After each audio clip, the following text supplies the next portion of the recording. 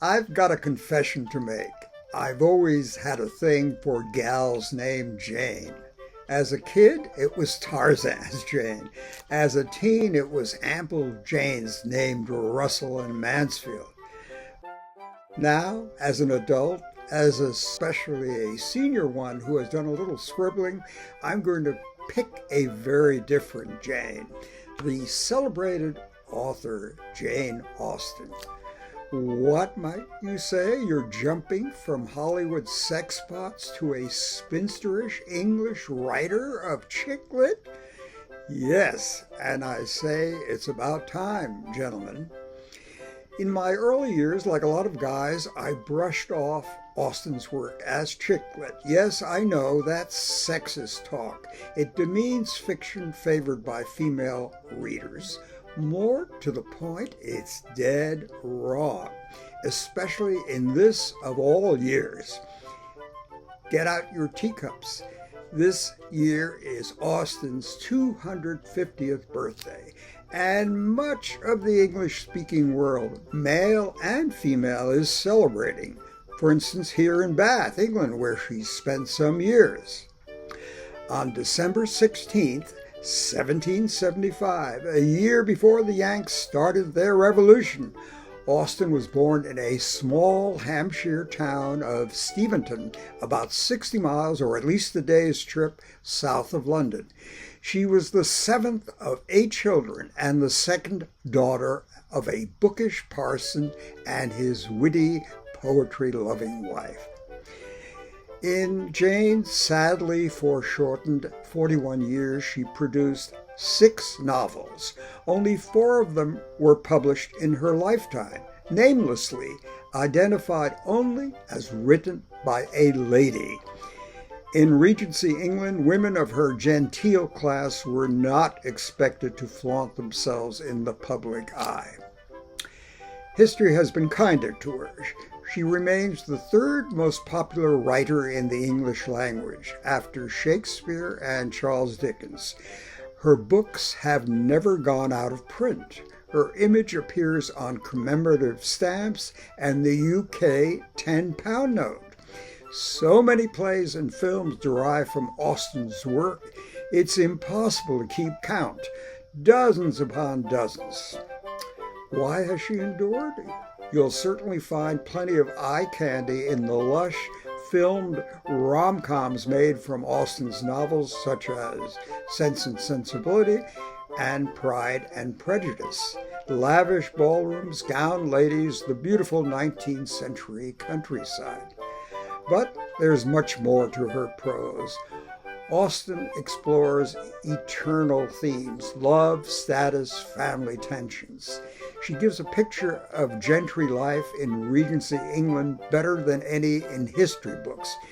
But her insights about human desires and frailties also speak to our time. That's the reason her books are still in print. Her tone is never loud or boisterous. Though she lived through revolutions and the Napoleonic Wars, her action is set mostly in parlors. There the battles are verbal and witty, often with an acerbic edge. Her fiction was also innovative. It deepened our understanding of character by slipping in her own third-person voice without quotation marks or words like he thought or she thought. This was a pioneering technique in fiction writing for illuminating temperament and feeling. Her central characters are invariably women, eager to make a match for themselves or for other women. Men are valued for their manners and morals, but more importantly for their means. The ideal male catch would be the haughty, handsome, and rich Mr. Darcy, who is Elizabeth Bennet's love interest in Pride and Prejudice. You can understand why, bound to home and hearth, women of Austen's genteel class had only one path forward in life: through marriage. Choice of husband determined financial security and social status.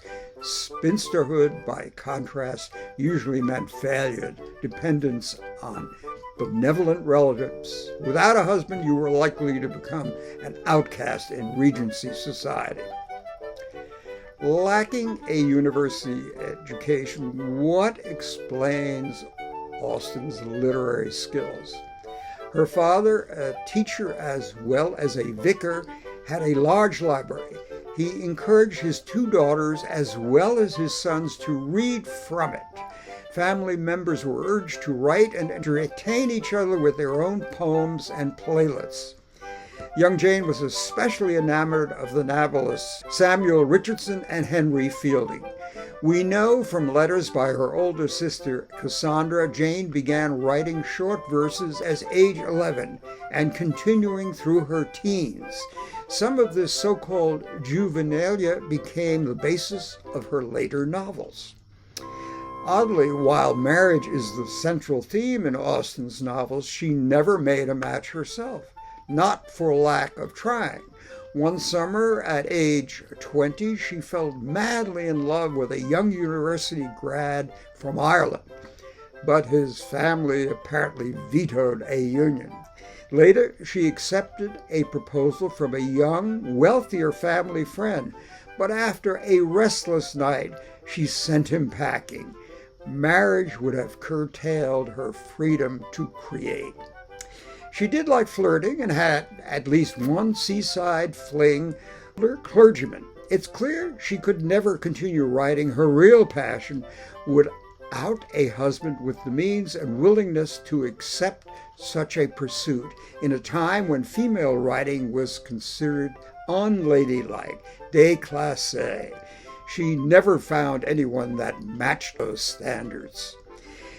Jane was also a prolific and very opinionated writer of letters to family and friends. Around 3,000 letters survived after her death, but her sister, Cassandra, destroyed or censored most of them, probably to remove what she perceived to be hurtful or overly intimate.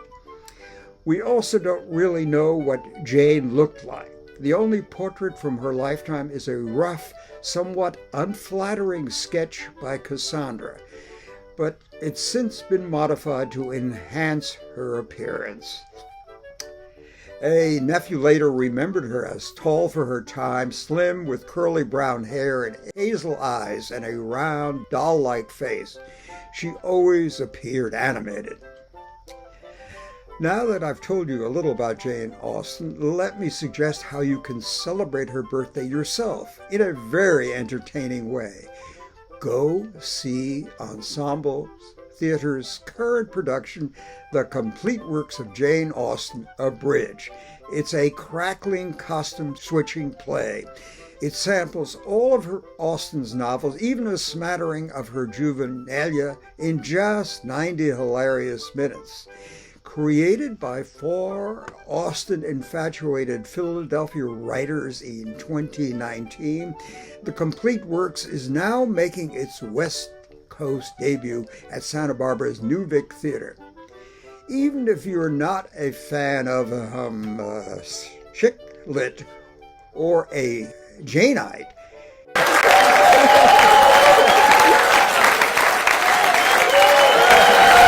here's a way to celebrate Austen painlessly without turning a page or scrolling through a screen.